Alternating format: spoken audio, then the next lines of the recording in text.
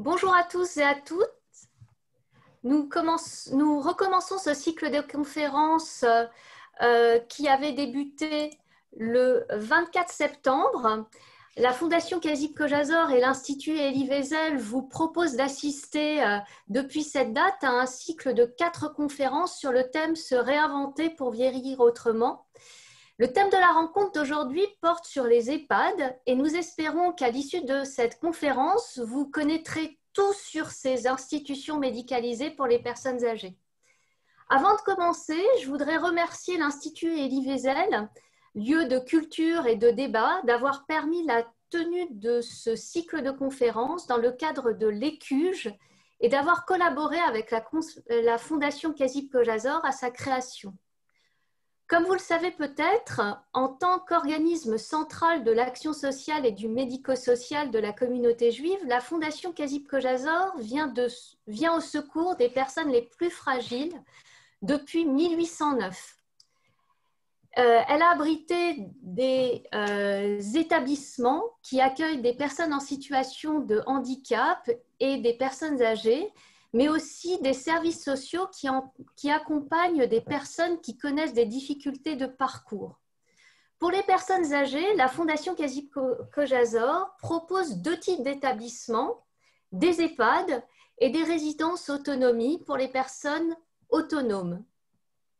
Dans quelques minutes, Annie de Vivi vous expliquera plus précisément ce qui les différencie.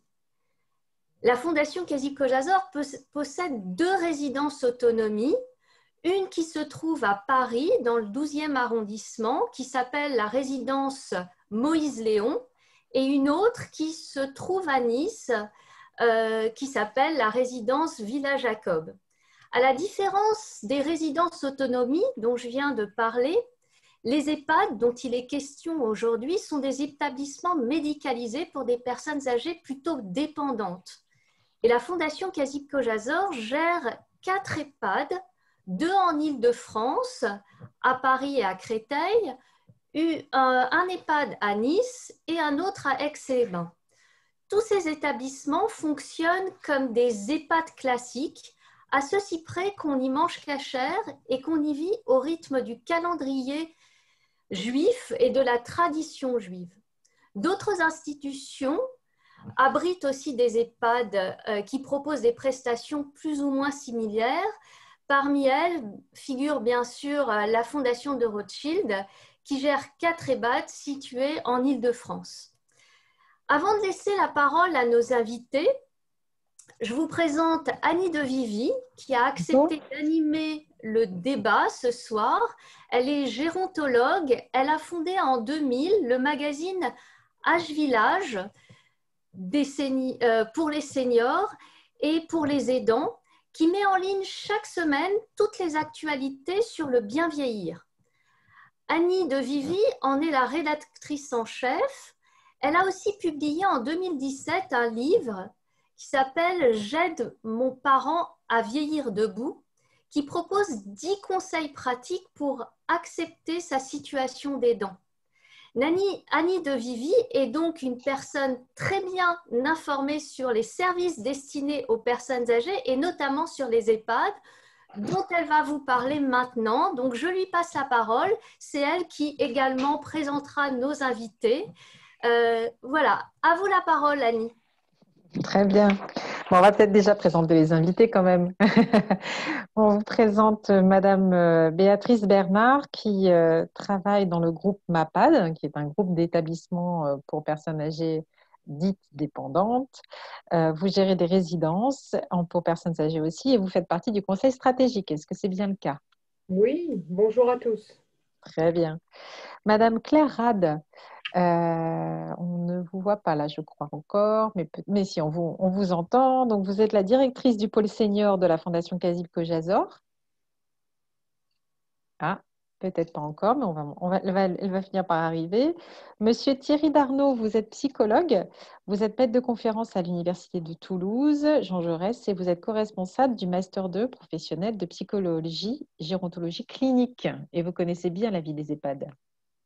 Oui, bonjour. Voilà. Et Monsieur Jean-François Durbiano, vous êtes médecin coordonnateur en EHPAD.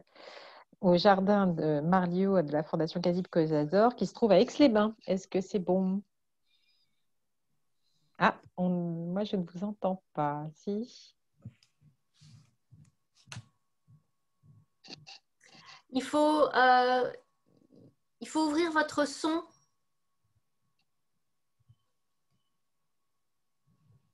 Ah, on vous entend bien là? Allez-y. Non, pas encore. Est-ce que euh, là, vous avez ouvert votre son? On ne vous entend pas. Voilà, il était éteint. Est-ce que vous m'entendez? Ah, voilà, super. Voilà, c'est mieux. Oui, c'est Voilà, bien c'est ça. mieux. Le docteur Burbiano, oui, donc médecin coordonnateur à Aix-les-Bains. Très Bonsoir. bien. Et Madame Rad, on vous a vu arriver. Super. Eh bien, ravi. Personnellement, je vais vous raconter l'histoire de mon enfance. En fait, je suis comme les tout petits enfants qu'on voit en ce moment dans le documentaire Une vie d'écart qui se passe en ce moment sur Canal+. C'est ça que je vous invite à aller regarder si vous le pouvez. J'ai eu la chance de grandir dans l'établissement où travaillait ma maman, qui était un hospice, qui est devenu un EHPAD aujourd'hui, qui est dans une petite ville du nord de la France. Et à l'époque, les sœurs qui géraient cet établissement avaient compris qu'il était peut-être plus facile d'accueillir les jeunes enfants des salariés pour pouvoir faire en sorte que les salariés puissent travailler tranquillement, étant donné qu'il manquait de crèches et de haltes garderies dans la ville. Donc, nous avons été comme ça, une dizaine de gamins ventilés dans la maison de retraite moi, j'y suis restée à peu près de l'élémentaire jusqu'au collège, jusqu'à la fin du collège. Et donc, j'ai appris de l'intérieur ce que c'était que la vie à l'intérieur des structures d'accueil, sachant que j'ai une cinquantaine d'années aujourd'hui, j'ai 53 ans aujourd'hui, donc je peux vous dire qu'il y a une cinquantaine d'années, les personnes qui étaient accueillies en EHPAD n'étaient pas tout à fait les mêmes que celles qui sont accueillies aujourd'hui.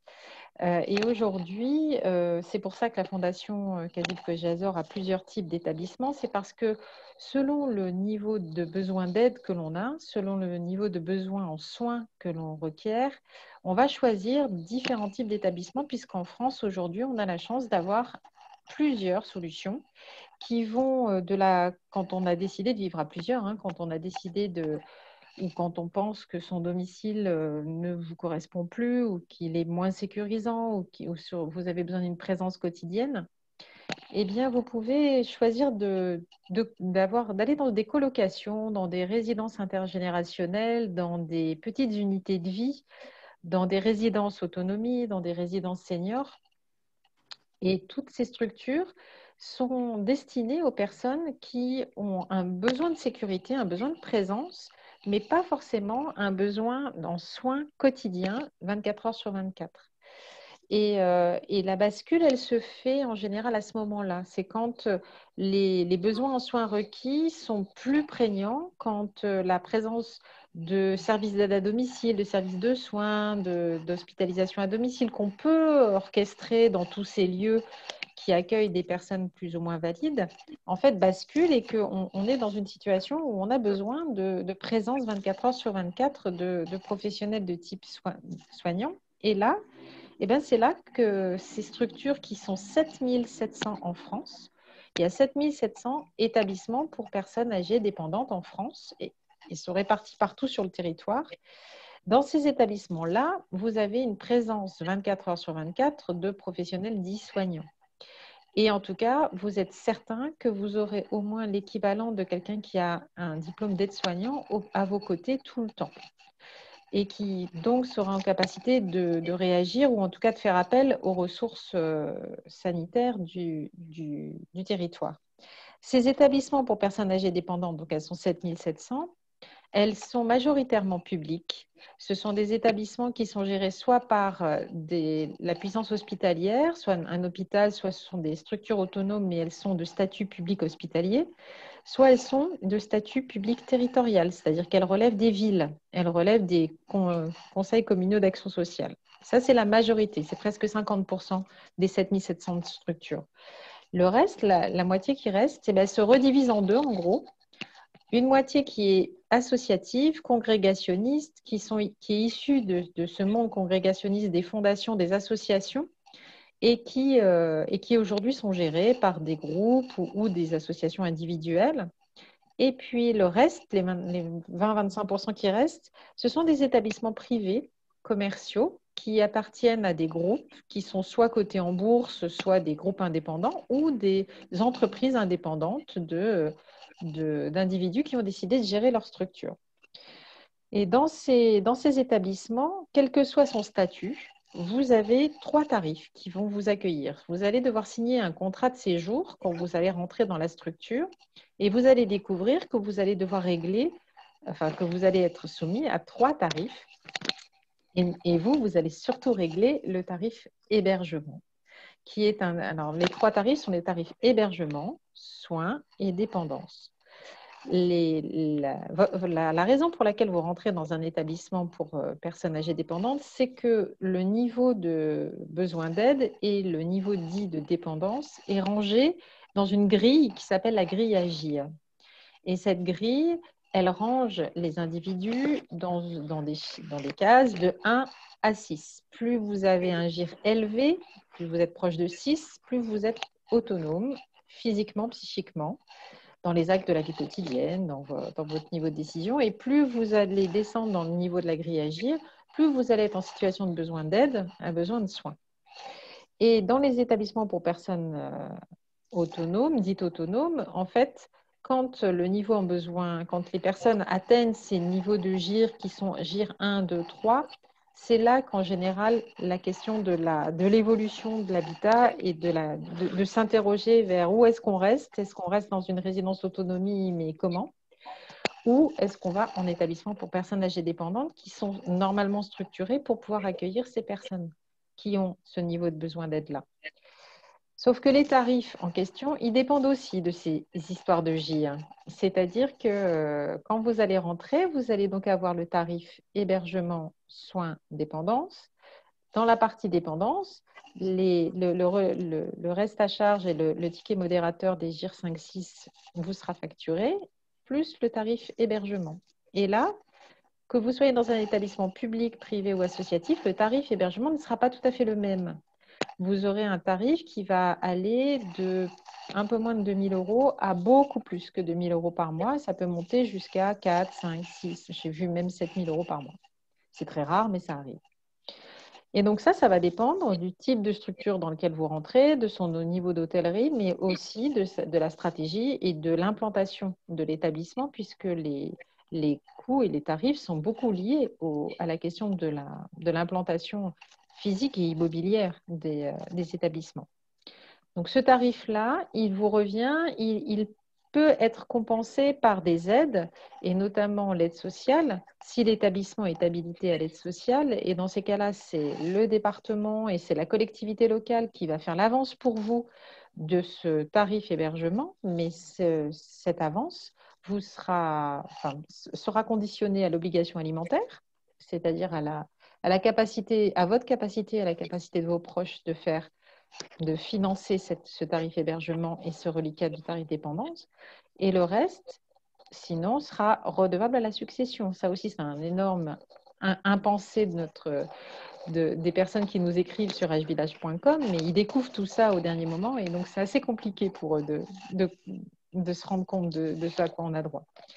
Donc, sur ce tarif hébergement et sur ce tarif que vous allez payer tous les mois, vous aurez néanmoins un crédit d'impôt qui est important à connaître aussi, puisqu'il est jusqu'à hauteur de 2 500 € par an pour pouvoir, qui permet d'amortir une partie de cet investissement dans le tarif hébergement et dans le reliquat dépendance. Le reste, le tarif dépendance et le tarif soins, relève de la collectivité locale.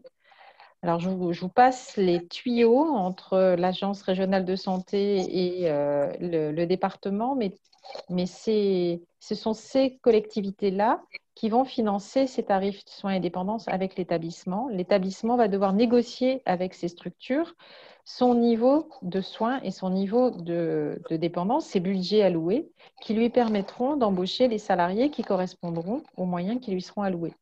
Et c'est là aussi un des gros pièges de tout ça, c'est que beaucoup de familles vont faire le choix d'entrer dans des établissements chers, entre guillemets, avec des tarifs élevés. Or, le niveau en soins et le niveau en nombre de personnel accompagnant et sur les volets soins et dépendance va relever de négociations qui seront de toute façon les mêmes, quel que soit le territoire et quel que soit l'endroit. Et c'est parfois très décevant pour les familles en particulier. Donc, les dernières études qui ont été publiées par l'adresse montrent quand même qu'au vu des retraites aujourd'hui en France, au vu des montants des retraites moyennes, le reste à charge moyen en France, il est d'autour de 2 000 € par mois. Et donc, c'est 2 000 € par mois qu'il faut pouvoir financer en plus de ses moyens. Et donc ça, chaque famille va s'interroger sur la façon dont elle va financer ces mois et ces années liées à l'accompagnement en établissement pour personnes âgées dépendantes. Et on va passer une bonne heure ensemble pour justement passer en revue les questions que se posent en général les familles qui rentrent en établissement. On va commencer par vous, monsieur, par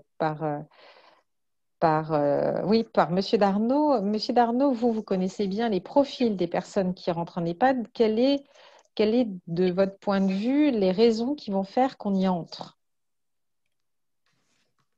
Oui, bonjour à tout le monde. D'abord, je m'appuierai sur les travaux de Jean-François Dartigues, qui était un épidémiologiste de la santé, qui montre que depuis 2004, la première raison d'admission en établissement d'hébergement pour personnes âgées dépendantes, et bien pour personnes âgées dépendantes, ce sont les conséquences des troubles cognitifs. Ce que tout le monde va appeler classiquement maladie d'Alzheimer, même si on peut discuter de l'existence de cette pathologie. Mais ça, c'est un débat qui n'est pas d'aujourd'hui. Mais en attendant, ce qui apparaît comme étant une évidence, c'est l'incapacité à être en capacité de pourvoir à toute chose nécessaire sur son corps, qui fait que les gens vont en EHPAD parce que ils peuvent peut-être plus faire les courses, plus faire à manger, plus se déplacer, non pas parce qu'ils ne peuvent pas physiquement, mais parce que cognitivement, les choses font qu'ils ne peuvent pas, ou alors que les gens qui les entouraient, les aidants familiaux, sont épuisés par les troubles de la personne et l'aidant étant épuisé, ça conduit à aller vers un placement. Et comme vous le disiez tout à l'heure, hein, moi ça fait 40 ans que je suis en maison de retraite, donc je survis pas mal à ces univers-là. Mais ce qu'on peut dire aujourd'hui, c'est que entre les personnes âgées d'il y a 40 ans et les personnes âgées qui entrent aujourd'hui en EHPAD, c'est pas du tout la même population, c'est pas du tout la même moyenne d'âge. Hein. Quand j'ai commencé en EHPAD il y a 40 ans, la moyenne d'âge en maison de retraite, c'était 71 ans. Aujourd'hui, la moyenne d'âge en EHPAD, c'est 91 ans. Voire dans certaines régions, 91 ans, c'est la moyenne d'âge d'entrée en EHPAD. Donc, on n'est pas du tout sur la même population, on n'est pas du tout sur les mêmes problématiques. Et si les EHPAD ont énormément évolué en 40 ans, et là aussi, c'est qu'on les appelle maisons de retraite et autres, je veux dire, les établissements ont énormément évolué, et tant mieux. Mais il y a on va dire une méconnaissance ou une volonté de ne pas avoir connaissance de la réalité des troubles des personnes âgées qui rentrent en EHPAD, parce que si on a conscience que la personne présente une pathologie, ça veut dire qu'elle ne peut pas signer son consentement à rester en EHPAD, elle ne peut pas signer son contrat de séjour. Et le législateur aujourd'hui reste très clair là-dessus. Seule la personne elle-même est habilitée à signer son consentement, son contrat de séjour, sauf un tuteur, en aucun cas la famille, les parents, les enfants, ce qui est la grande pratique actuelle. Mais alors, il faudrait, à l'entrée d'établissement, avoir un bilan cognitif, un mini bilan cognitif, pour pouvoir juger de la validité de la signature de la personne. Donc, effectivement, c'est pour ça que je viens là-dessus, parce que la seconde raison importante, c'est que plus de 80% des personnes qui sont en EHPAD, on peut critiquer d'un point de vue intellectuel le consentement qu'ils ont signé à résider dans ces établissements.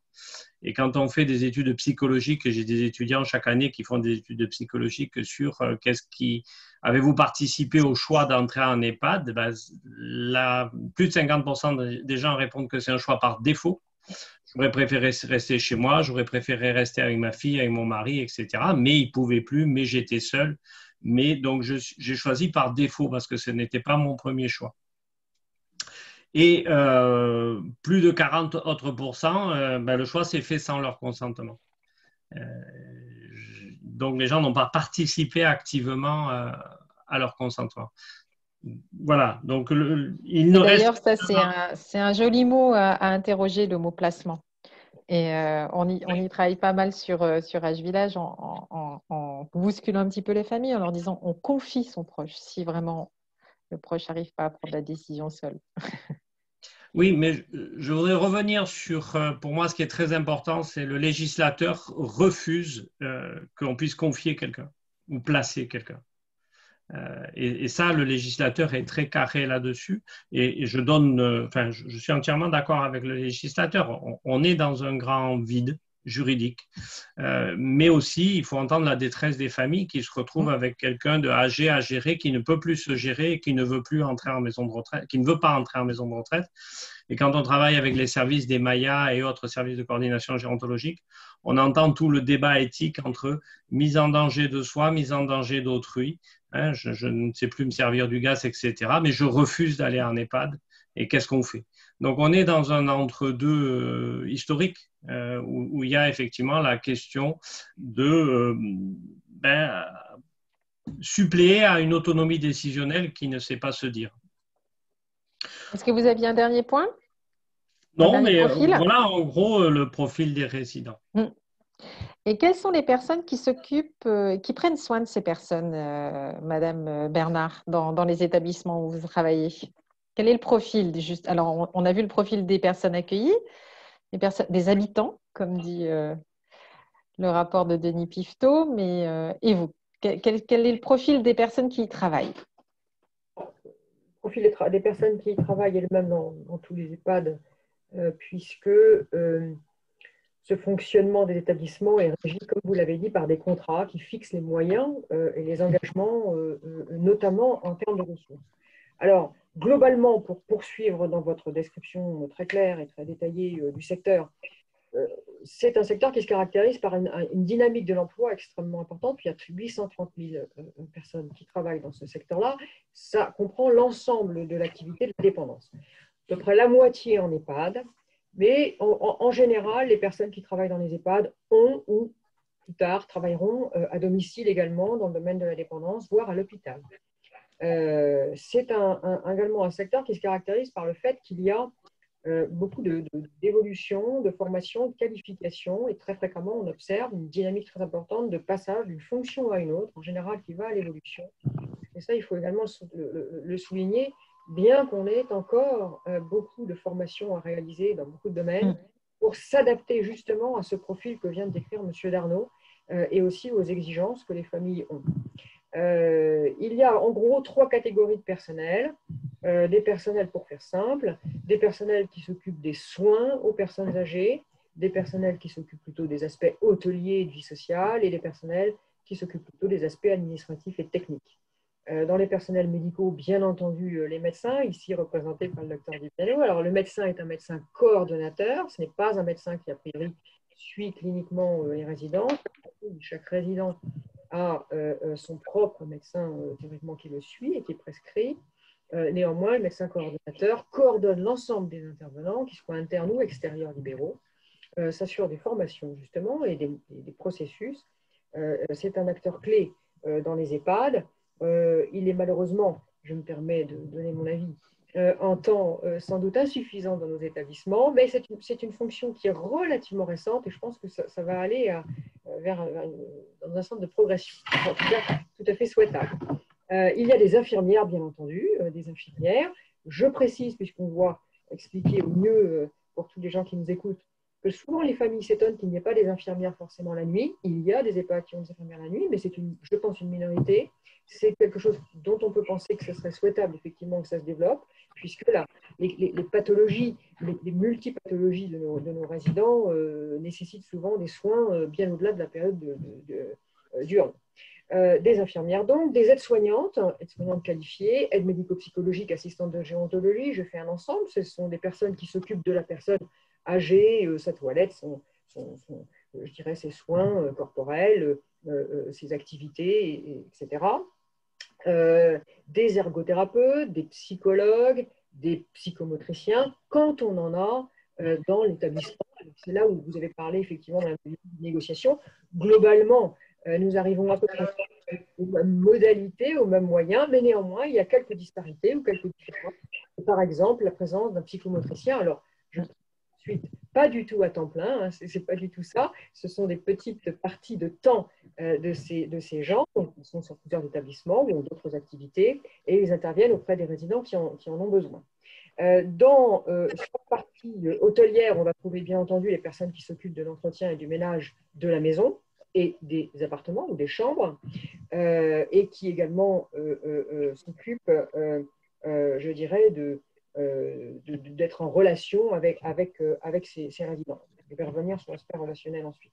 Je classerai également dans cette partie hôtelière la vie sociale avec les animateurs qui existent dans tous les établissements. Et puis, du point de vue administratif et technique, eh bien, on va trouver des cuisiniers pour faire à manger, même si la préparation n'est pas toujours dans les établissements. Je crois que c'est une grande partie dans l'établissement, mais il y a forcément quelqu'un qui prépare, qui réchauffe, etc. Le service à table, bien entendu. Les agents ouvriers, agents techniques pour s'occuper des aspects immobiliers, etc. Et puis, le personnel administratif qui se limite en général à 3, 4, 5 personnes entre l'accueil, la direction et le secrétariat. Voilà. Alors, pour synthétiser, on est à peu près en France à un ratio de 0,6 équivalent temps plein par résident. Ça veut dire 6 personnels pour 10 personnes accueillies. Alors, ça veut dire 6 personnels pour 10 personnes, mais ça ne veut pas dire 6 personnels à tout moment pour 10 personnes. C'est une globalité. Bien entendu, il y en a moins la nuit. C'est vrai qu'une des questions qui se pose pour l'avenir, c'est de progresser, et ça a été souligné dans le rapport de Dominique Libaud, vers une augmentation de ce temps auprès des résidents et donc de ce ratio d'équivalent temps plein pour les résidents. C'est également du point de vue de l'emploi un travail qui se caractérise par, je pense, une générosité spontanée naturelle des gens qui y travaillent, parce que pour travailler en EHPAD, c'est comme à l'hôpital, je pense que ça ne s'oblige pas à le faire. Ce sont des gens extrêmement généreux, ce sont des gens qui sont extrêmement disponibles, mais c'est un travail difficile. C'est un travail difficile physiquement, c'est un travail difficile qui peut l'être également psychologiquement. Et il y a un absentéisme qui est assez important, plus important que la moyenne, et sur lequel nous devons tous travailler pour rendre, je dirais, les modalités de travail au quotidien plus doux, si on peut, pour que les gens puissent être là et présents et plus disponibles. Ce turnover est souvent un sujet je dirais, de reproche des familles qui ont le sentiment des résidents de ne pas voir toujours la même personne. Alors d'abord, il faut que les gens partent en vacances, et effectivement, il y a un petit peu d'absentéisme. C'est un sujet sur lequel on progresse. Voilà. Merci beaucoup. En tout cas, sur la question des équipes, on a vu. Peut-être sur la question des services, peut-être, et des prestations. Oui, alors sur les services et les prestations, ben, en fait, c'est très lié aux ressources, hein, puisqu'il y a des prestations des prestations de soins essentiellement. Ben, les prestations de soins, c'est le soin aux personnes, l'aide à la vie quotidienne. L'animation, alors, ça peut prendre beaucoup de caractéristiques différentes entre l'activité toute simple, mais aussi les activités, les sorties, les projets menés ensemble. C'est une vie collective, hein, donc il y a beaucoup de choses qui sont faites à plusieurs, et les prestations de services d'une manière générale dans l'établissement, de vie, d'accompagnement, etc. Et c'est pour ça que je voulais revenir plus sur cet aspect de relation, parce que ça, c'est un point très important. Une des raisons pour lesquelles, effectivement, on souligne l'intérêt d'avoir un petit peu plus de temps de travail dans nos établissements, c'est que le temps, c'est en fait ce qui est certainement le plus utile pour la personne âgée, le plus nécessaire, ce temps de présence, d'échange, de relationnel, etc. Et donc, on espère bien que les conditions d'évolution de nos EHPAD permettront de passer plus de temps effectivement auprès des résidents.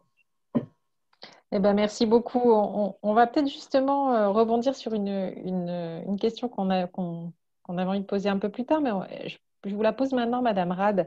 Est-ce que, quand Madame Bernard disait que on a des temps de vie sociale et des temps de sortie, vous aujourd'hui, comment vous Enfin, comment vous appréhendez la question justement de la vie, de la liberté dans dans les établissements? Comment, quand on vous pose la question peut-être à l'entrée ou au fur et à mesure de la vie dans l'établissement, comment ça se passe? Est-ce qu'on peut rentrer? Est-ce qu'on peut sortir? On verra plus tard en temps de Covid, hein, mais en temps normal.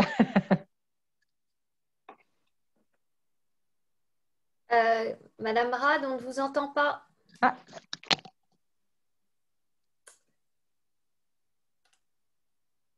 Micro. voilà, Vous ça y est. m'entendez? Oui. Vous m'entendez? Bonjour à tous. Bonjour Madame Rad.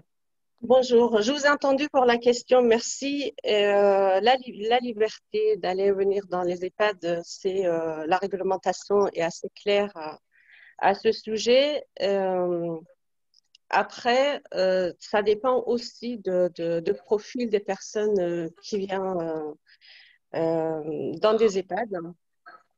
C'est vrai, aujourd'hui, dans les EHPAD, on dit que vous pouvez sortir, mais par contre, le niveau de dépendance est tellement élevé que même des fois, des sorties minimes d'une demi-journée, c'est très difficile pour les familles d'organiser. On a 1% peut-être des profils aujourd'hui dans les EHPAD qui peuvent aller faire ces courses. Et ces gens-là, évidemment, ils sont accompagnés par le personnel d'animation ou d'hôtellerie. Des fois, pourquoi pas par les psychologues quand il n'y a pas le choix. Et la liberté d'aller venir, c'est une question qu'on se pose tous les jours. Est-ce qu'on fait bien notre boulot? Est-ce que quand l'EHPAD est fermé la nuit et on dit aux personnes de revenir avant 21h ou avant 20h, est-ce qu'on donne la liberté? Mais c'est aussi des organisations dans les EHPAD qui ne nous permet pas d'appliquer pleinement ce droit-là. En termes de moyens et de disponibilité, j'imagine. Tout à fait. En termes de moyens et de disponibilité.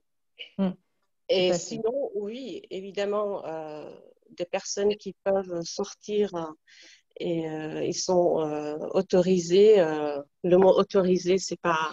Ils peuvent sortir.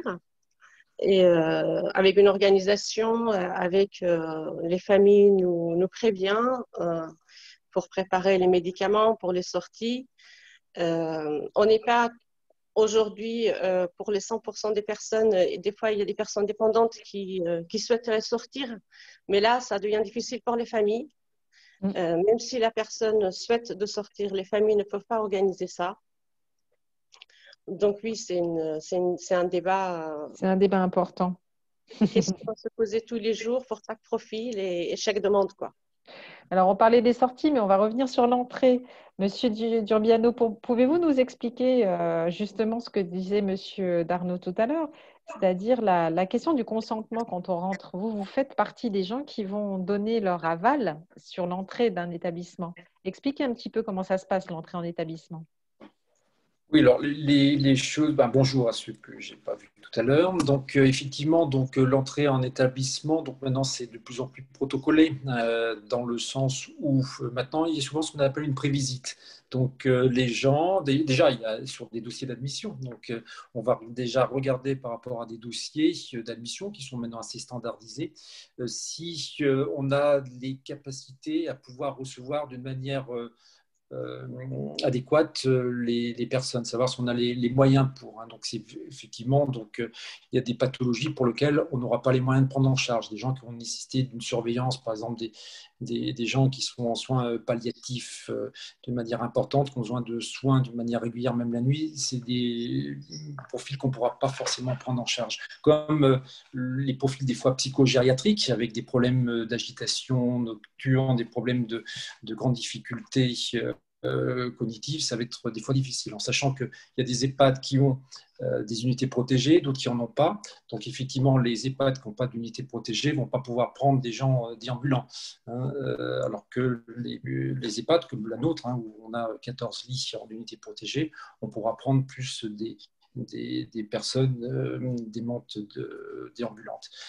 Derrière, une fois qu'on a fait un peu une présélection, donc après, les familles sont averties. Il y a une prévisite qui est faite, qui n'est pas médicale d'emblée, mais qui est d'abord de voir le lieu de vie, hein, parce que pour moi, c'est important de préciser qu'une maison enfin, une EHPAD maintenant, ça reste un lieu de vie, c'est un lieu de vie médicalisé, mais il faut que ça reste un lieu de vie.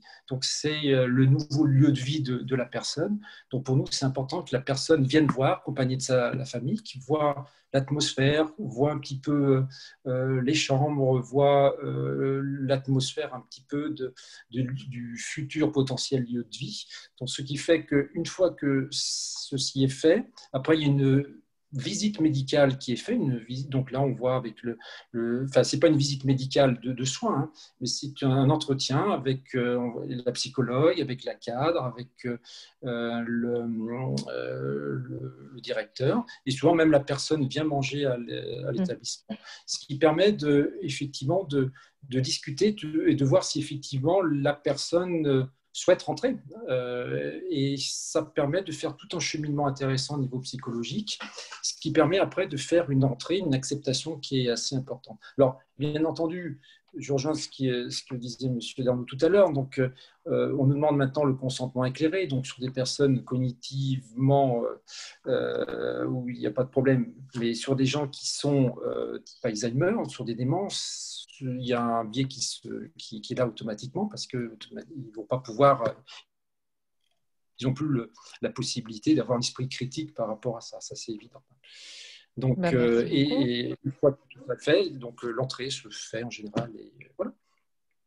Tranquillement. Vous voyez des différences entre l'EHPAD d'aujourd'hui, enfin le lieu de vie où on rentre dans ces conditions-là et le domicile? Vous vouliez peut-être donner quelques précisions, Monsieur Darnaud, sur ces différences entre le domicile historique et l'établissement dans lequel on entre? Il y a deux choses qu'il faut dire. La première chose, et j'en profite pour dire qu'aujourd'hui où des médias et tout un vox populi s'insurgent contre les maisons de retraite, les maisons de retraite, c'est un lieu de vie avant tout.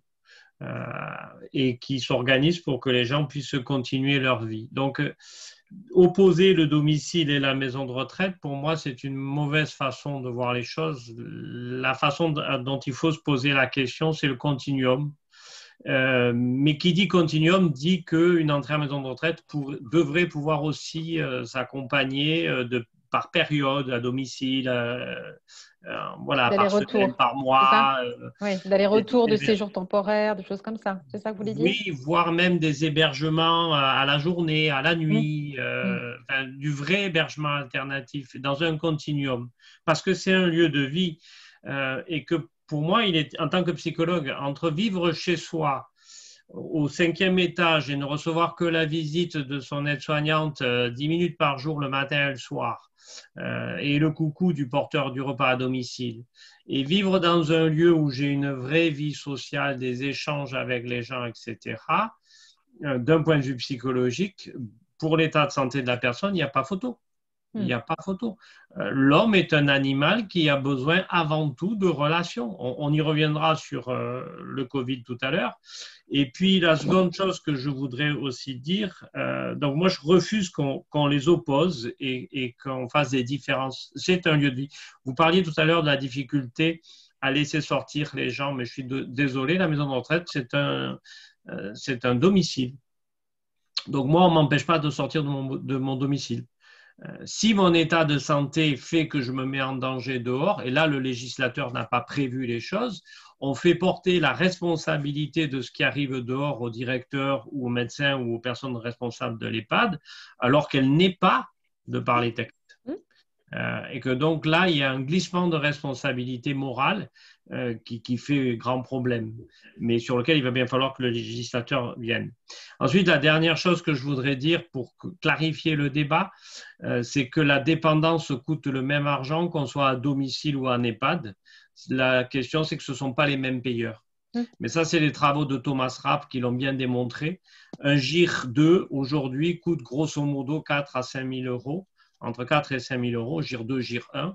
Le problème, c'est que ce n'est pas les mêmes payeurs qui donnent l'argent quand vous êtes à domicile ou quand vous êtes en EHPAD. Mais votre dépendance vous coûte, entre les soins apportés, etc., de toute façon, dans une fourchette de 4 et 5 000 euros selon si vous êtes en ville, à la campagne, etc., etc. Donc voilà, il ne faut pas opposer EHPAD et domicile. Par contre, je pense qu'effectivement, ce sont aux établissements de se transformer en plateforme service et d'inventer dans les années à venir toute une potentialité d'hébergement séquentiel qu'aujourd'hui, les établissements n'offrent pas. Ils ne peuvent pas forcément encore offrir. Et le nerf de la guerre, c'est l'argent. Et justement, Madame Bernard, est-ce que vous pouvez j'ai donné un peu les tarifs tout à l'heure de la question des EHPAD, mais peut-être qu'entre Madame Rad et Madame Bernard, est-ce que vous pouvez nous rappeler un peu comment on peut aider à financer tout ça? En tout cas, on sait que ça coûte un reste à charge autour de 2 000 euros par mois en moyenne, mais pouvez-vous nous donner quelques pistes pour financer tout ça? Si vous voulez bien, je commence. Pour financer le reste à charge, ça dépend des EHPAD. Les EHPAD qui sont adossés à l'aide sociale, soit la personne est en mesure de payer les frais d'hébergement, soit sa retraite n'arrive pas à la hauteur de ses restes à charge. Et dans ces cas-là, en dehors des obligés alimentaires et puis 90% des revenus de la personne, c'est le département qui intervient pour payer ces restes en charge. Ça s'appelle les résidents à l'aide sociale. Donc, dans les premiers temps, en fait, il calcule le revenu de la personne et puis des obligés alimentaires aussi, comme les enfants, s'il arrive à aider. Sinon, s'ils ne sont pas solvables, évidemment, c'est l'aide sociale et le département qui intervient pour payer. Très bien. Et la question du coût, j'imagine que c'est une des questions qui revient le plus souvent aussi dans les questions qui vous sont posées dans les établissements où vous travaillez, Madame Bernard. Alors, oui, je ne vais pas revenir sur les montants parce que je crois que vous les avez très bien présentés. Je crois que, si vous voulez, je crois que ce qui coûte effectivement, et c'est naturel, c'est le fait de perdre son autonomie. C'est la dépendance. Comme la maladie coûte, comme un petit enfant coûte, c'est la dépendance. Qu'elle soit vécue dans un endroit ou à un autre, ça a des impacts, bien sûr, mais c'est d'abord la dépendance qui coûte cher. La deuxième chose qu'on peut dire, c'est que malheureusement, nous sommes en France à la fois très aidés par le système de la sécurité sociale et la dépendance par les départements, et en même temps relativement peu engagés dans l'anticipation de ce coût à titre personnel, à titre culturel. Si l'on compare aux Allemands qui financent, en quelque sorte préfinancent comme une sorte d'assurance préalable, nous ne le faisons pas. Et effectivement, comme vous le disiez, les gens arrivent chez nous et n'ont pas du tout prévu et ils sont submergés absolument partout, les aspects psychologiques, les aspects médicaux, les aspects financiers, les aspects organisationnels, etc. Et l'aspect financier en fait partie. Donc il y a effectivement cet effet de surprise, on n'est pas préparé. D'abord, on ne sait pas, on ne connaît pas les tarifs, ce que vous avez expliqué, qui sont assez complexes d'ailleurs à comprendre. Deuxièmement, on n'a pas anticipé, on n'a pas mis de côté forcément de l'argent. Et effectivement, la dépendance représente un coût. Alors, il y a cette réflexion qui est en cours, effectivement, sur la 5e branche, le bouclier autonomie, etc. Comme le disait Madame Rad, il y a des aides. Moi, j'ai envie de dire, en tout cas, aidons-nous nous-mêmes déjà, c'est-à-dire préparons-nous très tôt, soyons très conscients qu'on vit très très longtemps, et ça c'est une grande chance, on vit très longtemps, mais donc après le travail, après 65 ans, 67 ans, on a facile, on peut avoir 40 ans finalement à devoir vivre et s'organiser. Voilà, donc je ne reviens pas effectivement sur les chiffres que vous avez donnés, ils sont tout à fait ceux qu'on... Et alors, un des conseils qu'on donne souvent, c'est la question du conseil de famille, c'est-à-dire de se poser régulièrement et d'oser se dire, avec la personne concernée en priorité, bien évidemment, mais vraiment d'oser se dire entre frères et sœurs, entre parents, la question de l'argent. Parce que la question de l'argent, si on ne se la pose pas à un moment, et si possible dans des conditions un petit peu calmes, elle va revenir de manière très violente et très brutale quand une urgence arrive ou quand une décision un peu abrupte arrive après une hospitalisation, une chute, un accident ou autre. Et on sait très bien, n'est-ce pas, Monsieur Darnaud, que l'argent, ça ne veut pas forcément que dire de l'argent, bien sûr. Peut-être d'autres enjeux derrière. Oui, ben, il y a d'abord ce que représente l'argent, on ne va pas revenir là-dessus, ce qu'a pu à dire la psychanalyse et d'autres choses, mais ce que vous disiez tout à l'heure, c'est-à-dire l'idée que c'est la première fois que depuis que l'homme est sur Terre, on se pose la question de subvenir à la dépendance de l'âgé. Et donc, on n'a aucun modèle culturel autre que le modèle familial qui n'est plus tenable aujourd'hui. Et hier, l'âgé dépendant avait sa place dans le domicile, avec des choses très critiquables aussi. Hein. Tout n'était pas aussi rose que ce qu'on voudrait le faire croire aujourd'hui. Relisons le Père Goriot. Oui, oui, voilà. Mais Zola, c'est pas mal Balzac, aussi. ça va bien se passer. Voilà, c'est ça. Zola, c'est pas mal aussi. Hein. D'abord, celui qui travaille manger le consistant. Et puis, pour les non-travailleurs, rester le bouillon, clair. Donc, bon, voilà. Non, c'est ces choses-là auxquelles il faut penser. Mais c'est vrai que en Europe, en tout cas, était dans l'idée que ce qu'on construisait, c'était un patrimoine qui allait à ses enfants. Parce qu'il n'était pas question qu'on en ait besoin pour vivre vieux. Et donc là, il y a une acculturation des gens de 60 à 80 ans aujourd'hui, qui est que ceux qu'ils ont construits dans leur vie, eh ben, ils vont peut-être en avoir besoin pour payer leur dépendance dans leur âge. Et que donc l'idée de laisser le patrimoine ou de laisser quelque chose à ses enfants, c'est peut-être une idée qu'il va falloir revisiter. On ne vivra pas vieux sans argent et on ne vivra pas vieux impunément. Et en tout cas, Madame de oui. Filly, pour faire le lien avec ce que vous disiez sur les aidants, il y a à mon avis également une question qui se pose, c'est que lorsqu'on est en couple, on va être deux à vieillir. Alors on se heurte au prix de la dépendance parce que l'un devient dépendant et il y a des coûts, voilà. Mais très souvent, le couple se retrouve à devoir chercher une solution de financement pour la personne dépendante, mais en fait, il y en a une autre qui va peut-être le devenir ou qui va... Et elle se retrouve parfois avec une toute petite retraite, etc. Et donc, c'est la globalité de la cellule familiale qui peut être concernée. Et comme vous le disiez, ces réunions familiales avec les enfants, c'est également pour se dire, bon, bah, aujourd'hui, c'est papa, mais peut-être demain, ce sera maman. Et donc, il y a cette globalité du coup de la dépendance pour une famille qui se présente pour tout le monde, qu'on ait un parent, deux parents ou des beaux-parents. Puisque maintenant... Avec les familles recomposées, on voit arriver des petites choses assez rigolotes. Et donc, l'idéal, c'est d'essayer de vivre le mieux possible. Hein, c'est mon petit slogan qui est d'essayer de vieillir debout, dans sa tête, dans son corps, dans la cité, partout. Et donc, la question de l'autonomie jusqu'au bout de la vie, hein, même en établissement, comment vous la travaillez? Comment vous travaillez la question de l'autonomie? Comment vous travaillez la question du vieillir debout dans vos établissements, Monsieur Durbiano? Racontez-nous un petit peu comment cette question d'aider à vieillir le mieux possible, y compris en EHPAD, comment vous la travaillez, cette question-là? Ah ben, tout à fait. Donc, il est vrai que l'EHPAD, ce n'est pas un mouroir. Donc, c'est important à le préciser. Hein. Donc, comme je le disais tout à l'heure, c'est un lieu de vie, hein, comme on l'a déjà décrit. Ce qu'il faut savoir, c'est que nous, déjà, dès l'entrée, on commence à voir un petit peu l'autonomie un peu de la personne et un petit peu le manque, les pertes d'autonomie qu'on va pouvoir travailler. Alors, les pertes d'autonomie ne sont pas forcément définitives.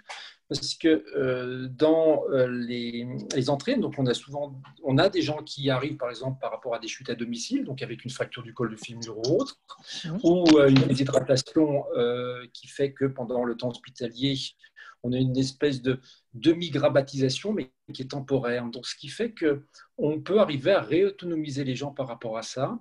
Donc, on est toujours là en train de se dire, donc, soit déjà par la rééducation en kinésithérapie, par exemple, pour des gens qui sont hospitalisés pour une fracture du col du fémur, par exemple. On a aussi, par rapport à des gens qui ont été hospitalisés, par exemple, pour des pneumopathies, avec une perte d'autonomie importante. Donc, on a tout un travail de rééducation, mais aussi d'alimentation qui va permettre un petit peu à un moment de retrouver une certaine autonomie. On essaye aussi de favoriser, on essaye de garder les acquis ou de favoriser, c'est-à-dire qu'on est toujours en train de se poser, est-ce qu'une incontinence est une vraie incontinence ou pas? Parce que parfois, il est aussi facile de se dire, bah, tiens, madame, elle fait pipi parce qu'on lui met des protections, mais à savoir que est-ce qu'elle est vraiment continente ou est-ce que derrière, elle ne va pas aux toilettes parce qu'elle a des difficultés pour se déplacer ou pas, ou est-ce qu'il ne faut mieux pas amener régulièrement aux toilettes, par exemple. Donc, ça éviterait de mettre des protections. Donc, on a toutes ces réflexions qui sont là, qui permettent d'adapter au cas par cas des situations soit de réautonomisation ou soit de maintien.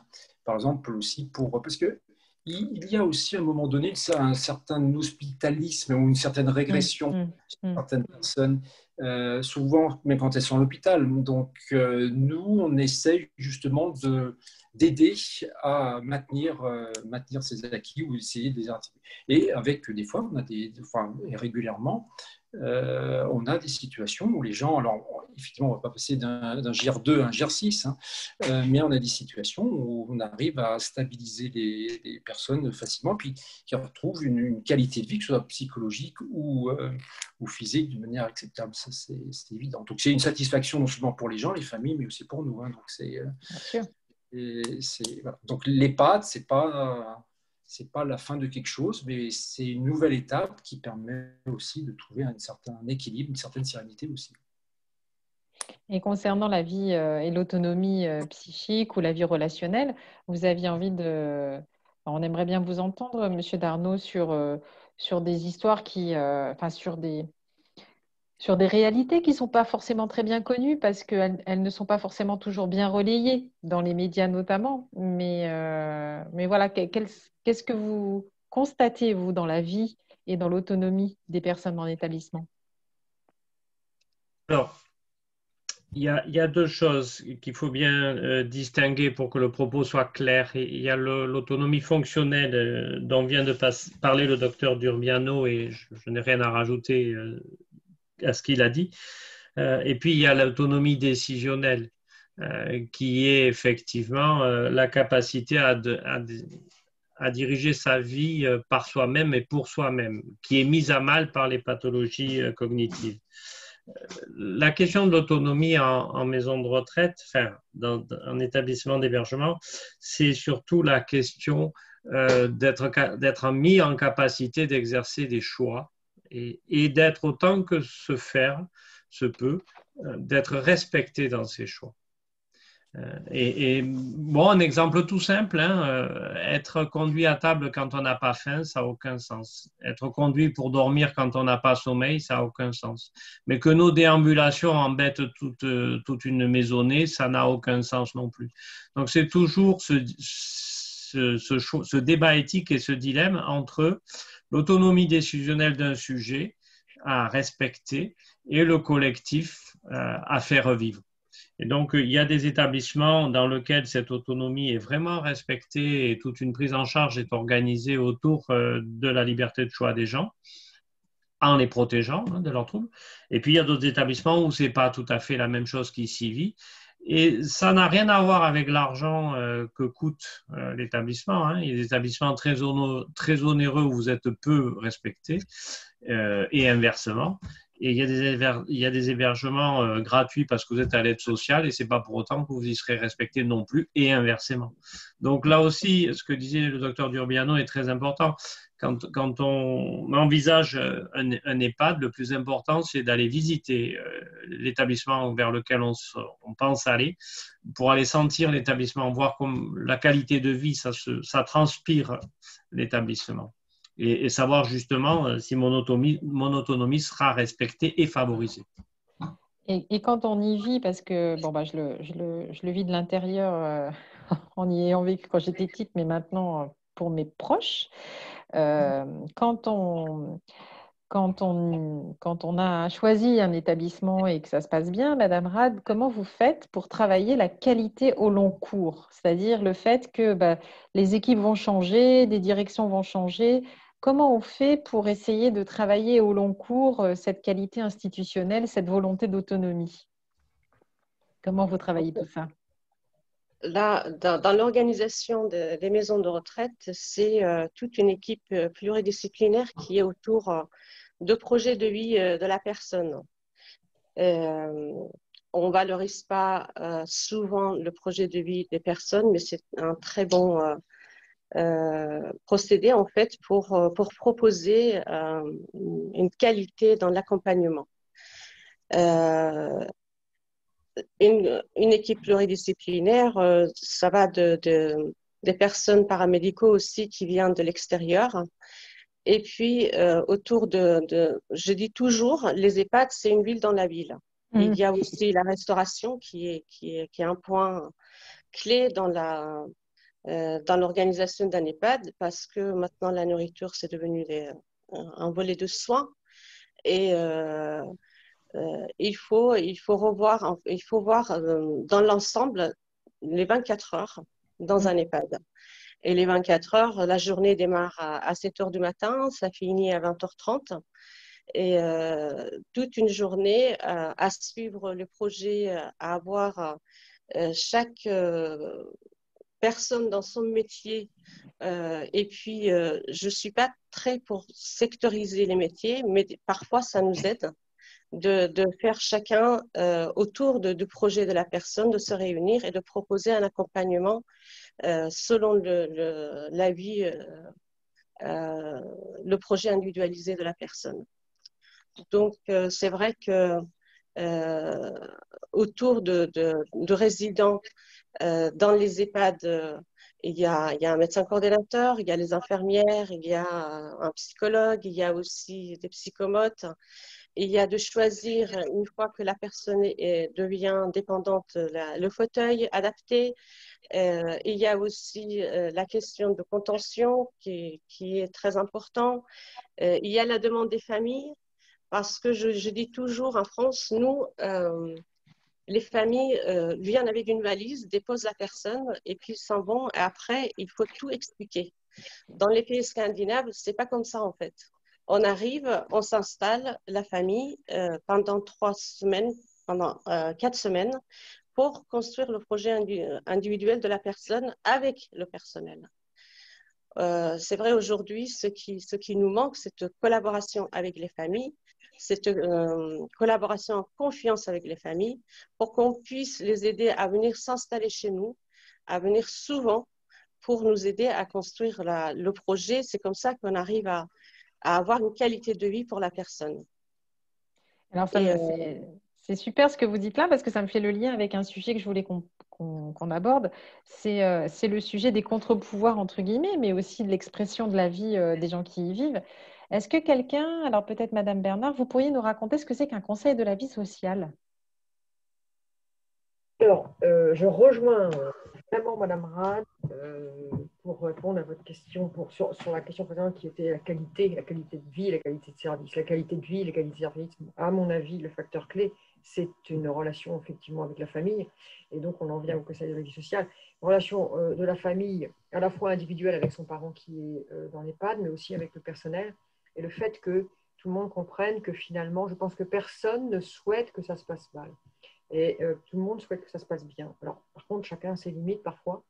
Mais c'est bien de le dire. C'est-à-dire, plus la famille est présente, plus elle s'exprime, plus elle est en relation avec le personnel, en général, mieux ça se passe. Et surtout, la personne âgée s'en rend compte et sent cette harmonie. Il y a effectivement la possibilité, et c'est obligatoire, d'avoir un conseil de la vie sociale. Et donc, les familles ont la possibilité, et les résidents, de participer à ce conseil de la vie sociale qui se réunit régulièrement, si possible tous les mois, pour parler des différents sujets, des différents problèmes qui peuvent être de l'ordre du traitement du linge, de la restauration, des chambres, du personnel, de ce qu'on veut. Et nous trouvons souvent, alors on ne sait pas trop dire, quand le conseil de la vie sociale finalement n'est pas fréquenté ou n'a pas de sujet, en général c'est qu'il n'y a pas de problème. Mais oui, mais en fait le conseil de la vie sociale, et je rejoins Madame Rad, pourrait être vécu comme quelque chose.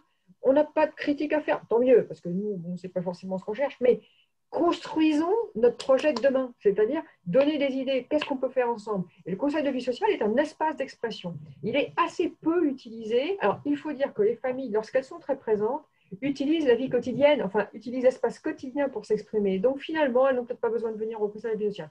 Moi, je dis, ces instances, elles ont été créées, et on rejoint le premier point de départ de la discussion, pour respecter la personne. Exactement. Ce sont des espaces qu'il faut utiliser. Tant mieux si on n'a rien à dire, mais le jour où on aura à dire, on sera bien content de le trouver. Et puis surtout, ça peut être un espace de co-gestion, bien entendu, pas de gestion administrative, co-animation de la maison, de cette nouvelle maison dans laquelle on a un parent parmi d'autres. Donc, c'est une instance importante. Moi, je pense que ça a été une très bonne création. Et très concrètement, nous, quand on parle des visites dans les établissements, pour compléter ce que disait le docteur Durbiano, on invite les personnes qui visitent à lire les comptes rendus des conseils de la vie sociale et à se rendre compte de ce qui s'est dit dans ces réunions qui allient la direction, les représentants de la gestion, les représentants des personnels et les représentants évidemment des résidents et des familles. C'est une espèce de lieu de copropriété, quoi. Quand on achète un appartement, c'est rare qu'on ne jette pas quand même un petit œil sur ce qui s'est passé dans les années précédentes, vous voyez. Et bien là, c'est pareil. Et il y a un autre point sur lequel j'aurais bien aimé votre avis, Monsieur Durbiano et Monsieur Darnaud aussi, c'est sur la qualité de vie au travail. Puisqu'on a un vrai sujet autour de la qualité de vie dans les établissements, mais on a aussi un sujet sur la qualité de vie au travail parce qu'il était, de mon point de vue, il est évident que les deux sont liés. C'est-à-dire que si je vis bien dans une structure, c'est que souvent j'y travaille bien et si le travail que je fais se voit et il y a du retentissement positif de la part de l'amélioration, par exemple, de la qualité ou de la santé de certains résidents, moi je me sens bien aussi, j'ai l'impression d'être au bon niveau.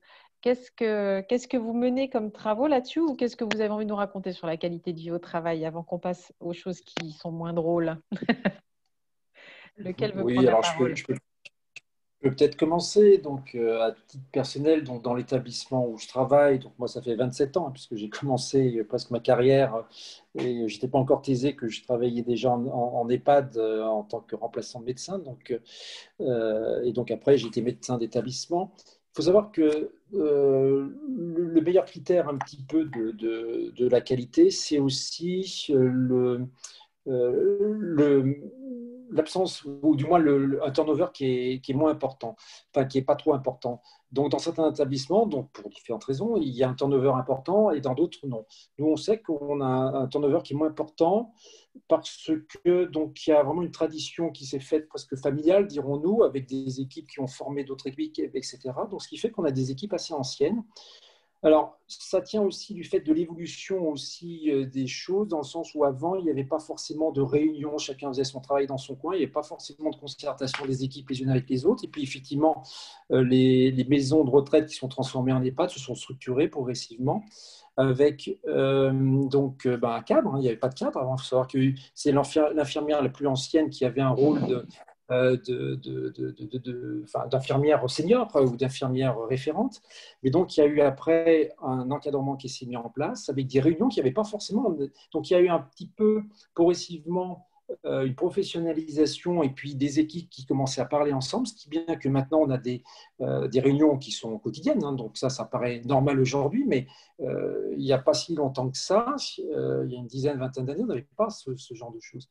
Donc il y a des réunions, il y a des réunions inter-équipes, donc il y a des discussions, donc, ce qui permet de partager des fois des défis, de partager des difficultés, et c'est ce partage qui fait que on arrive progressivement à avoir des équipes qui soient soudées. Ça, c'est assez important. Et on en reviendra par rapport au Covid après, hein, certainement. Donc ça, c'était un grand quelque chose qui a été positif dans le sens des équipes. Hein. Toute épreuve peut être déstructurante, mais très structurante. Donc, je pense dans la plupart des EHPAD, ça a été un petit peu ça, avec des équipes très soudées. Mais ça, on y reviendra après.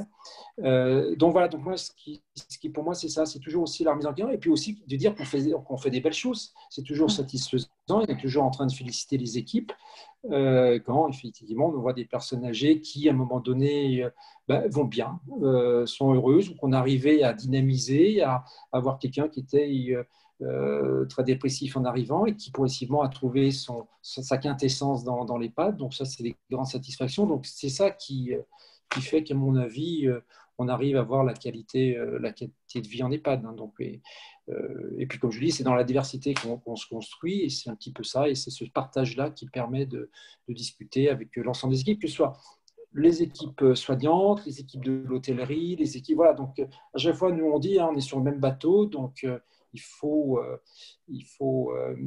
et c'est le fait d'être sur ce même bateau. Donc, il y a celui qui s'occupe des voiles, celui qui fait… On est dans la même direction, il y a ceux qui… Enfin, on a chacun un poste. Et ceux qui vivent aussi travaillent avec vous. Pardon ? Ceux qui vivent aussi font vivre la maison. Monsieur Oui, Darnaud, vous vouliez peut-être réagir là-dessus? Non, je ne veux pas réagir, mais je rejoins complètement ce que disait Monsieur Duriano. Pour moi, ce qui est important en EHPAD et ce que je travaille quand mon métier fait qu'on m'appelle dans les établissements où il y a des crises, dans les établissements où ça ne fonctionne pas, dans les établissements où c'est en tension. Et on s'aperçoit dans ces établissements qu'il n'y a aucun vivre ensemble.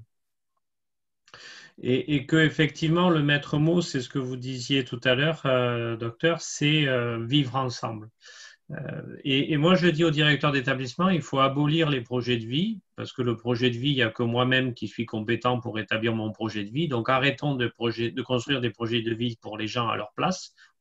C'est pas légitime. En revanche, on est légitime à se demander qu'est-ce qu'on veut vivre ensemble. Quel sens ça a de passer 8 heures ensemble tous les jours? Qu'est-ce qu'on privilégie dans ces 8 heures afin que chaque jour soit lieu de plaisir et lieu de se ressourcer les uns et les autres, et non pas lieu qui épuise les uns et les autres. Et qu'effectivement, chacun a sa place et on ne demande pas… il y a des gens qui dirigent, il y a des gens qui exécutent, c'est logique, mais aussi au niveau des résidents, ils ne sont pas là que pour subir. Ils ne sont pas là que pour suivre, ils sont force de proposition, les familles sont force d'accompagnement et donc ils sont aussi force de co-construction de la vie de demain. Et dès lors que demain est peuplé d'un projet à vivre ensemble, alors la qualité de la vie dans l'établissement en est complètement modifiée. Et alors, qu'est-ce qui nous est arrivé début mars? Un drôle de truc, hein, dans les établissements comme partout dans les domiciles et partout en France. Donc, bon, moi, je pense qu'on va lier la question des contraintes des établissements et la question des freins des établissements avec ce qu'on vient de vivre, hein, avec ce qu'on a vécu depuis début mars, c'est-à-dire l'arrivée d'un virus, d'une pandémie et d'une situation qui, en fait, a révélé encore plus et a mis le projecteur sur la réalité de ce que vous vivez et la réalité de ce que vivent les établissements. La réalité de ce que c'est que d'entrer dans des structures à des âges très avancés avec des polypathologies. Alors, j'ai vu une question qui disait que est-ce qu'on peut rentrer quand on a 68 ans? Oui, on peut rentrer en établissement à partir de 60 ans et on peut même rentrer plus jeune sur dérogation selon la situation de santé que l'on vit. Mais bon, c'est vrai que, Monsieur Darnaud, vous avez précisé que la moyenne d'âge, elle était bien plus haute que ça et que néanmoins, avec la magnifique capacité de nos médias et puis de notre gouvernement de nous égrener des chiffres macabres tous les jours, c'est sûr que franchement, en termes d'ambiance, on a vu plus léger, n'est-ce pas? Et donc, j'aimerais bien qu'on fasse un petit tour de piste de ce que vous avez vécu de cette crise et de ce que vous voudriez qu'on en sorte.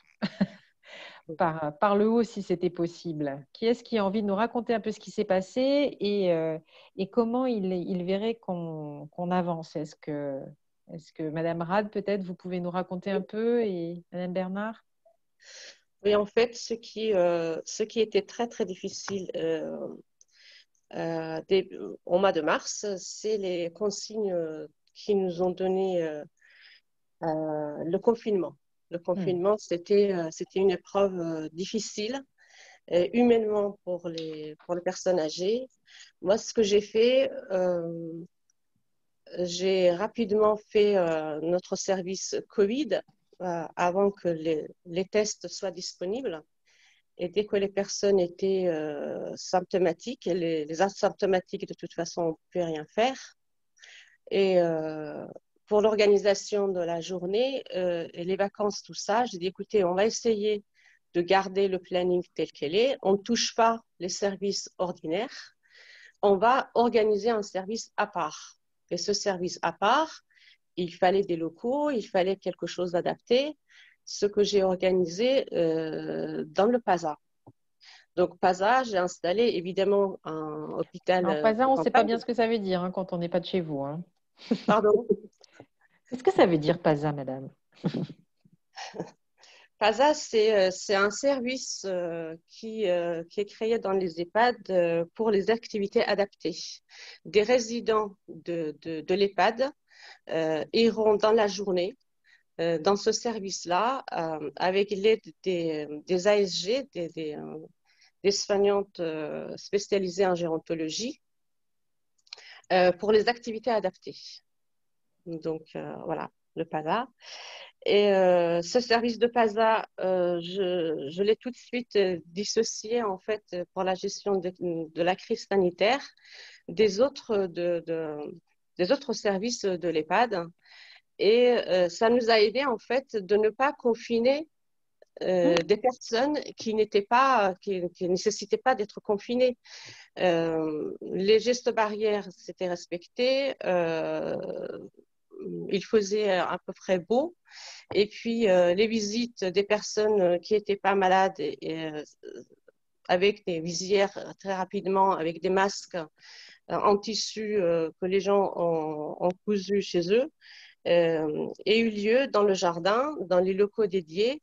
Et c'est vrai que ça nous a aidé dans certains EHPAD de faire cette organisation-là. Et les autres EHPAD, là où ils ont fait le choix, vraiment les directeurs, de confiner, on a eu beaucoup de mal à expliquer ça aux familles. Et c'est des leçons je juge pas, je dis pas bon ou mauvais, mais ce point de confinement et de restreindre les visites pour nos aînés, c'est quelque chose qui nous a, en dehors de difficultés, des arrêts maladie, tout ça qu'on est en face tous les jours, de toute façon, même hors crise sanitaire, un peu plus prononcé pendant la crise sanitaire, et puis de soigner vraiment le personnel, de leur permettre de travailler dans des bonnes conditions, de ne pas leur enlever des vacances et des jours fériés qui avaient posé depuis pas mal de mois. Rien que psychologiquement, même s'ils ne pouvaient pas sortir, ils étaient confinés aussi chez eux, ça les aidait à souffler un petit peu. Dans les EHPAD qu'on a fait le choix de fonctionner ainsi, les directeurs qui ont annulé toutes les vacances, ça aussi, c'est des leçons à en tirer, et puis de savoir qu'est-ce qu'on fait demain s'il y a une deuxième vague qui se présenterait. Ah bah là, nous, on est en région parisienne et on la voit arriver. Je connais bien le nord de la France, je connais un petit peu le sud, là, j'y étais, et personne n'est épargné aujourd'hui. Toute structure peut avoir une réalité. Vous l'avez vécu comment et quels enseignements vous en tirez, Monsieur Dubiano?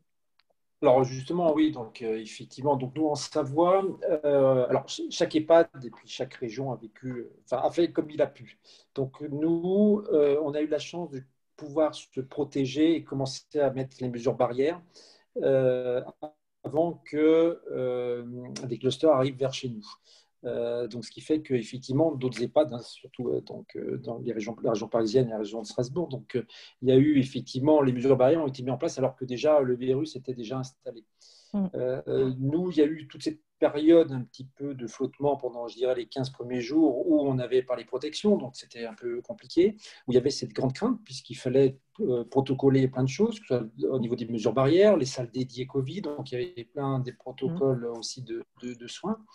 Mais une fois que c'était un petit peu installé, donc il y avait, donc nous, on a eu un confinement avec les familles qui étaient plus en présentiel, mais on a pu avoir, grâce aux communications par Internet ou autre, on a pu garder le lien. Nous, on n'a pas eu de cas Covid, par chance, à ce moment-là, donc là, la région a été relativement épargnée. Là, on arrive dans une deuxième vague, enfin, on y est, hein, puisque effectivement, moi qui encore j'ai une activité de soins aussi en cabinet, là, on commence à voir tous les jours, maintenant, j'ai des cas contacts de plus en plus. Hein.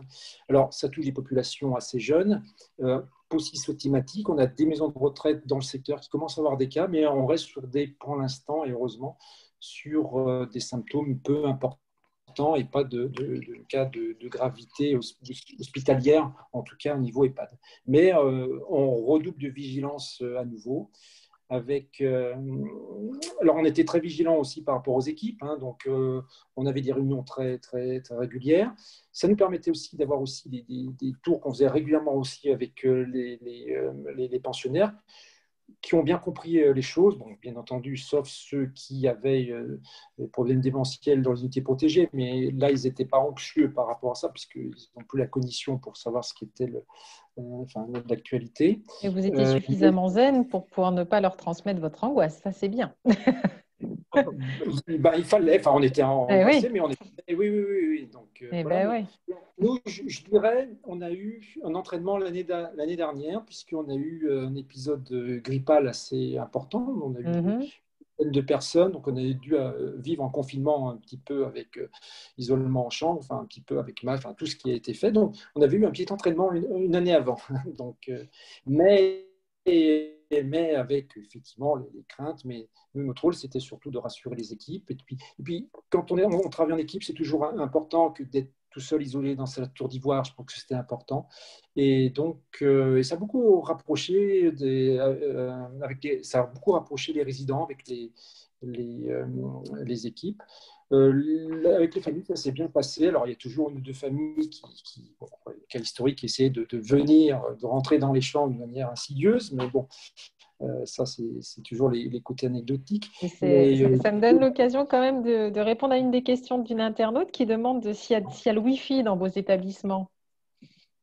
Il y a des pensionnaires qui ont le Wi-Fi, puis de toute façon, avec le vieillissement de la population, les prochaines générations, il y aura de plus en plus le Wi-Fi. On a le Wi-Fi. Il y avait aussi des tablettes, donc les gens pouvaient communiquer avec les tablettes.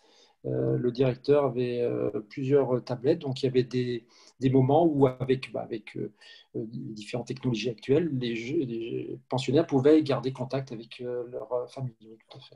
Donc, ça prenait merci beaucoup. Voilà. Et Monsieur Darnaud, comment vous l'avez vécu? On vous laissera conclure, Madame Bernard, après. Non, en Occitanie, le confinement et le virus, la pandémie a été très différente en fonction des réactions des établissements, des cultures locales et de l'application des consignes de l'ARS Occitanie qui n'étaient pas des plus heureuses. La première chose qu'on peut dire, c'est que cette épidémie nous a permis, d'un point de vue psychologique, de réaffirmer que la première nourriture du cerveau d'un homme, c'est la relation. Et que quand on prive relationnellement quelqu'un de toute relation, il déprime et il fait une dépression anaclytique et il peut mourir et il meurt de cette dépression. Et il y a eu un nombre considérable de gens en EHPAD qui ont souffert de cet isolement, mais aussi à domicile. Il ne faut pas non plus opposer EHPAD et domicile. Nombre de services d'aide à la personne à domicile ont eu comme consigne pendant l'épidémie de ne pas intervenir ou de limiter les interventions à domicile. Et vous avez des personnes âgées qui sont restées avec une seule visite de 10 minutes ou un quart d'heure par 24 heures, avec des conditions d'hygiène et tout ça qui sont très critiquables. Et surtout de déshydratation. Il y a des problèmes de décès par déshydratation. Oui, ça c'est vu, ça. Oui, tout à fait, malheureusement. Voilà, donc là aussi, il faut pas opposer les deux lieux deux lieux de vie, parce que les conditions des personnes âgées ont été très douloureuses et elles ont vécu la pandémie de façon très douloureuse. C'est une évidence. Ce que je peux dire aujourd'hui pour la région Occitanie, c'est qu'on sait qu'on est grosso modo à 17% de la population qui est porteuse du virus activement. Et donc aujourd'hui, tous les EHPAD sont confrontés au virus. Parce qu'il est illusoire de penser qu'on peut arrêter quand 17% de la population est contaminée par les visites, par les soignants, voilà, avec une population qui est contaminante parce qu'elle est possible ou asymptomatique. Et donc, même si les soignants prennent leur température en rentrant dans l'EHPAD, ça ne veut pas dire qu'ils ne sont pas porteurs du virus. Alors, heureusement, les chiffres que l'on a aujourd'hui semble montrer que dans les EHPAD où le virus est présent, il n'a pas la mortalité, la létalité qu'il a eu au mois de mars. Donc, la charge virale est moins lourde, donc les gens... voilà. Mais ce qui est intéressant, entre parenthèses, dans cette pandémie, c'est qu'elle a réaffirmé que la première nourriture des personnes âgées, comme de tout humain, c'est la nourriture affective. Et qu'une visée et une position hygiéniste avaient des limites. Alors, on va vous laisser le mot de la fin, Madame Bernard, sur ce que vous avez vécu et sur ce que vous auriez envie de faire bouger. Oui, écoutez, d'abord, je partage tout ce qui a été dit parce que je pense qu'on a vécu, bien entendu, cette période difficile de la même manière. Alors, pour être plus positive maintenant et peut-être pour l'avenir, il y a premièrement, ça a mis la lumière, encore une fois, sur la personne fragile, sur les personnes âgées sont fragiles. Et ça nous a permis d'en parler dans notre société où finalement on est tous à être très actifs, etc., à bouger, etc. On s'est rendu compte qu'il y avait des gens qui étaient fragiles et je crois que c'est bien. À cette occasion, les familles se sont exprimées et c'est très bien. Elles se sont exprimées pour dire mais nous, on a besoin de les voir. Et comme on disait tout à l'heure que c'est un facteur très important de la qualité de vie du résident, eh bien, malheureusement, elles n'ont pas pu les voir autant qu'elles le voulaient, mais elles se sont exprimées, ça s'est su. Et donc, je pense que pour la suite, on va réfléchir à des moyens de garder encore plus ce lien et de ne pas les séparer de cette manière aussi difficile. La deuxième chose, du point de vue du personnel, on a tous vécu une solidarité extraordinaire. Bon, vous avez vu dans les médias que certains ont dormi sur place, etc. Mais d'une manière générale, moi, j'ai vu des gens faire les transports en commun de Paris 3 heures de transport pour venir. Solidarité énorme. Mais qu'est-ce que ça veut dire aussi? On s'est rendu compte qu'il fallait que nos personnels soient formés de manière complémentaire sur ce genre de situation difficile. Techniquement, on a voulu les transformer en aides-soignantes de réanimation, c'est délirant. Donc, si l'on peut favoriser des formations beaucoup plus techniques, ça sera une très bonne chose. Ça a également démontré l'importance de nos filières génétriques, le lien avec l'hôpital, le lien avec l'HAD. Nous avons eu de l'HAD qui est venu dans les hospitalisations à domicile. PD. Ces notions, elles sont travaillées depuis des années. Et voilà un très bon exemple où on a besoin d'eux, on a besoin de travailler ensemble. Ça pose également la question du niveau de médicalisation des EHPAD, sur lequel tout le monde, on évolue, on a dit que ça évoluait. Nous n'avions pas de respirateur, on ne sait pas les faire fonctionner, on n'en a pas. Jusqu'où faut-il aller finalement pour engorger? Et puis il y a eu des questions tout bêtes, les stocks. On s'est quand même tous heurtés au fait de ne pas avoir de gants, de ne pas avoir de bouvet, de ne pas avoir de masque, comme les infirmières libérales. Bon, peut-être qu'on va réfléchir à des stocks d'urgence dans l'avenir, je ne sais pas. Donc, je pense que c'était difficile pour tout le monde, mais on en tirera les leçons, c'est certain. Merci beaucoup en tout cas. Merci à tous. Je pense qu'on a passé en revue un peu la vraie vie et le point de vue du terrain. Si je peux rajouter, c'est aussi une discipline qui attire. Par exemple, dans les infirmières, là, on a 3 infirmières qui ont 25 ans. Donc, ce qui veut dire, c'est qu'il y a un changement aussi par rapport aux jeunes diplômés en disant qui ont fait des stages en EHPAD et qui disent oui, c'est une activité qui me plaît. Et elles trouvent leur quintessence. On en a plusieurs qui sont là depuis peu de temps, donc certaines qui étaient en stage chez nous. Donc voilà, c'est un lieu de vie. Et on a besoin. Et on en a besoin. Donc, voilà. Vive les vocations pour aider à vieillir debout, s'il vous plaît. On va vous rendre l'antenne, Madame Politis, parce que je crois que on est un petit peu dépassé. C'était parfait. Merci à vous tous. Il y a d'excellents commentaires de la part des spectateurs qui ont été bien informés grâce à vous. Donc, merci encore à Annie de Vivi et aux autres invités. La prochaine conférence aura lieu le 18 novembre et elle aura pour thème « Dessinons ensemble les lieux de vie pour les personnes âgées ». Donc aujourd'hui, on a posé le socle de ce qu'est l'EHPAD et les contraintes que peut connaître l'EHPAD. Et lors de notre prochaine conférence, nous verrons comment imaginer les lieux de vie de demain ensemble avec le public. Donc merci à vous tous et à la prochaine fois. Merci. Au revoir. Merci à vous. Au revoir. Au revoir.